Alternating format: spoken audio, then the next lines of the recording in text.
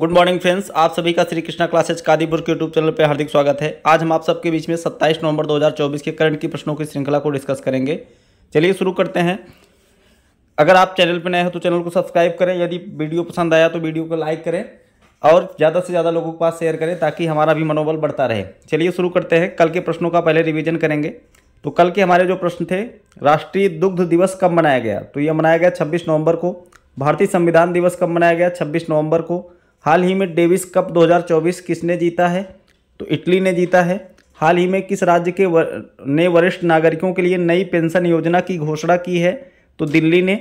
हाल ही में किसने अब कोई बहाना नहीं कैंपेन शुरू किया है? अन्नपूर्णा देवी। हाल ही में किस बैंक ने जलवायु कार्यवाही के लिए यूनिसेफ के साथ साझेदारी की है? तो यहाँ पर इंडसिंड बैंक ने जो है इसको शुरू किया है। हाल ही में किस राज्य सरकार ने कर को समाप्त कर दिया है? आंध्र प्रदेश ने।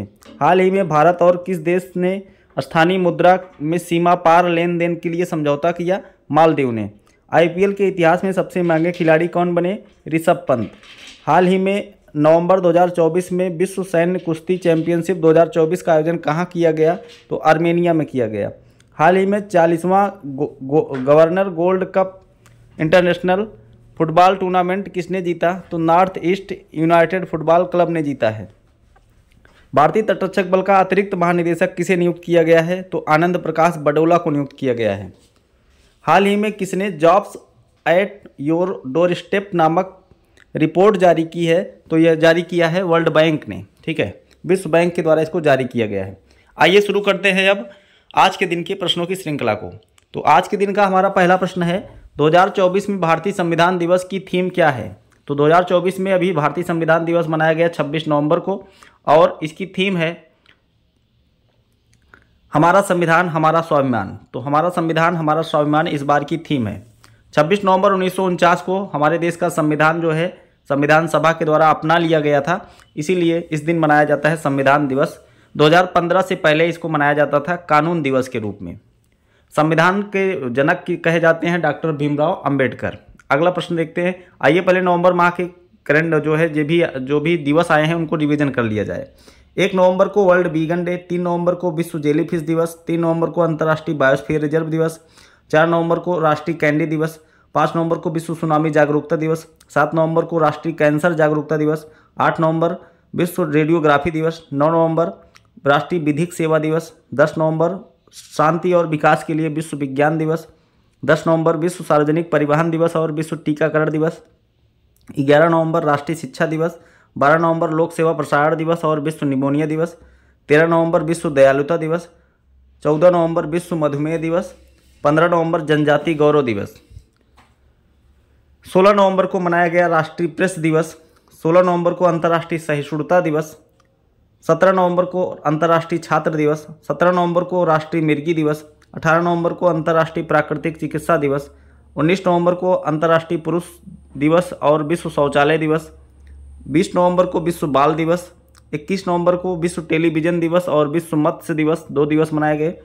25 नवंबर को महिलाओं के खिलाफ हिंसा उन्मूलन के लिए अंतर्राष्ट्रीय दिवस, 26 नवंबर को अंतर्राष्ट्रीय दुग्ध दिवस के रूप में मनाया गया। आइए देखते हैं अगला प्रश्न। आज के दिन का पहला प्रश्न है, हाल ही में आईपीएल के इतिहास में सबसे युवा खिलाड़ी कौन बने? तो सबसे युवा खिलाड़ी जिनकी नीलामी हुई है वैभव सूर्यवंशी, जो कि अभी मात्र 13 वर्ष के हैं। इनको जो है राजस्थान रॉयल्स ने 1.1 करोड़ यानी 1.1 करोड़ 10 लाख रुपए में इनको खरीदा गया है राजस्थान रॉयल्स के द्वारा। ये सबसे कम उम्र के खिलाड़ी हैं अभी तक के आईपीएल के इतिहास में। इन्होंने अंडर 19 टेस्ट में जो है ऑस्ट्रेलिया के खिलाफ शतक बनाया था, शानदार प्रदर्शन किया था, जिसके तहत इनको आईपीएल में खरीद लिया गया है। तो ये कहाँ के रहने वाले हैं? बिहार के रहने वाले हैं, समस्तीपुर के रहने वाले हैं। ठीक है, तो आईपीएल में सबसे युवा खिलाड़ी इस बार वैभव सूर्यवंशी हैं और सबसे जो है उम्रदराज खिलाड़ी जिनका जो है आईपीएल ऑक्शन में नाम आया था उनका नाम है जो है जेम्स एंडरसन, जो कि इंग्लैंड के हैं, 42 वर्ष के हैं। तो सबसे युवा ये और सबसे एजेड जेम्स एंडरसन। और सबसे महंगे खिलाड़ी बने हैं ऋषभ पंत। ठीक है, ऋषभ पंत सबसे महंगे खिलाड़ी बने हैं। 27 करोड़ रुपए में उनको खरीदा गया है लखनऊ सुपर जियांट के द्वारा। अगला प्रश्न देखते हैं। हाल ही में महाराष्ट्र की फिर से डीजीपी कौन बनी है? तो महाराष्ट्र की फिर से डीजीपी बनाई गई है रश्मि शुक्ला। तो अभी चुनाव वहाँ पर महाराष्ट्र में चुनाव था, चुनाव से पहले जो है इनके ऊपर जो है कई आरोप लगाए गए कि इनको जो है चुनाव तक इनको बाहर कर दिया जाए, डीजीपी पद से इनको जो है मुक्त कर दिया जाए। तो चुनाव आयोग ने इनको कुछ दिन के लिए छुट्टी पर भेज दिया था। अभी वर्तमान में इन्होंने फिर से अपना पदभार ग्रहण कर लिया है, रश्मि शुक्ला। संजय कुमार वर्मा जब ये चले गए थे तो कुछ दिन के लिए संजय कुमार वर्मा ने पदभार संभाला था। अभी कैलाश मकवाना जो है मध्य प्रदेश के डीजीपी बने हैं, डायरेक्टर जनरल ऑफ पुलिस। तो यहाँ पर सही जवाब हो जाएगा बी ऑप्शन, रश्मि शुक्ला। तो महाराष्ट्र में मुख्यमंत्री है एकनाथ शिंदे, गवर्नर हैं सीपी राधाकृष्णन। अब देखिए नई सरकार बनती है तो कौन मुख्यमंत्री बनता है। अगला प्रश्न देखते हैं। हाल ही में नाडा ने भारतीय पहलवान बजरंग पूनिया को कितने साल के लिए प्रतिबंधित कर दिया? तो नाडा ने जो है 4 साल के लिए प्रतिबंधित कर दिया। पहलवान है बजरंग पूनिया। नाडा का मतलब होता है नेशनल एंटी डोपिंग एजेंसी। तो भारतीय जो है राष्ट्रीय डोपिंग रोधी एजेंसी जो है, इन्होंने अभी 26 नवंबर 2024 को बजरंग पूनिया को जो है सस्पेंड कर दिया है 4 साल के लिए, क्योंकि 10 मार्च को जो है राष्ट्रीय टीम का चयन करने के लिए ट्रायल होता है। तो ट्रायल के दौरान इनको जो है डोपिंग टेस्ट के परीक्षण के लिए अपना ब्लड सैंपल देने के लिए कहा गया, तो इन्होंने उसके लिए इनकार कर दिया। तो नाडा ने इनको 4 साल के लिए इस पर जो है कार्रवाई करते हुए 4 साल के लिए इनके ऊपर बैन लगा दिया है। अगला प्रश्न देखते हैं। हाल ही में किसने लैंगिक हिंसा के खिलाफ नई चेतना अभियान शुरू किया? तो हमारे कृषि मंत्री हैं शिवराज सिंह चौहान। शिवराज सिंह चौहान के द्वारा जो है इसको शुरू किया गया है नई चेतना अभियान। तो नई चेतना अभियान का उद्देश्य जमीनी स्तर पर एक पहल के माध्यम से लिंग आधारित हिंसा के खिलाफ जागरूकता बढ़ाना और सूचित कार्रवाई को बढ़ावा देना। अपनी शुरुआत से ही नई चेतना ने देश भर में लाखों लोगों को संगठित किया है, जिससे लैंगिक समानता और महिला सशक्तिकरण के लिए महत्वपूर्ण आंदोलन चला है। यह अभियान पंडित दीनदयाल उपाध्याय अंत्योदय योजना, राष्ट्रीय ग्रामीण आजीविका मिशन के तहत ग्रामीण विकास मंत्रालय द्वारा आयोजित किया जा रहा है। ठीक है, तो शिवराज सिंह चौहान के द्वारा इसको शुरू किया गया है लैंगिक हिंसा के खिलाफ नई चेतना अभियान। अगला प्रश्न देखते हैं। हाल ही में किसे ब्रह्मोस एरोस्पेस का प्रमुख नियुक्त किया गया है? तो ब्रह्मोस एरोस्पेस का प्रमुख नियुक्त किया गया है जयतीर्थ राघवेंद्र जोशी। ये भारत और रसिया का संयुक्त रूप से एक कार्यक्रम है ब्रह्मोस एरोस्पेस। अभी इसके जो है प्रमुख बन गए हैं जयतीर्थ राघवेंद्र जोशी। 1 दिसंबर से ये अपना पदभार जो है ग्रहण करेंगे। अगला प्रश्न देखते हैं। हाल ही में दिनेश भाटिया किस देश में भारत के अगले राजदूत नियुक्त किए गए? तो दिनेश भाटिया जो है ब्राज़ील में भारत के अगले राजदूत नियुक्त किए गए। 1992 बैच के IFS अधिकारी, इंडियन फॉरेन सर्विस के अधिकारी हैं दिनेश भाटिया। इनको जो है ब्राज़ील का अगला राजदूत नियुक्त किया गया है। ब्राज़ील जो है जनसंख्या और क्षेत्रफल दोनों के आधार पर विश्व का 5वां सबसे बड़ा देश है। यह दक्षिण अमेरिका और लैटिन अमेरिका क्षेत्र का सबसे बड़ा देश है। इसकी आधिकारिक भाषा होती है पुर्तगाली। यहाँ की मुद्रा है ब्राज़ीलियन रियाल। राजधानी होती है ब्राज़ीलिया। अगला प्रश्न देखते हैं।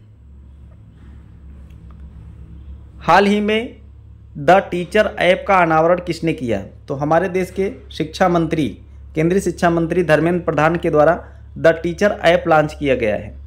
शिक्षा मंत्री धर्मेंद्र प्रधान ने सोमवार को कहा कि केंद्र सरकार राष्ट्रीय शिक्षा नीति की भावना के अनुरूप शिक्षकों की निरंतर क्षमता निर्माण के लिए नवाचार और प्रौद्योगिकी का लाभ उठा रही है।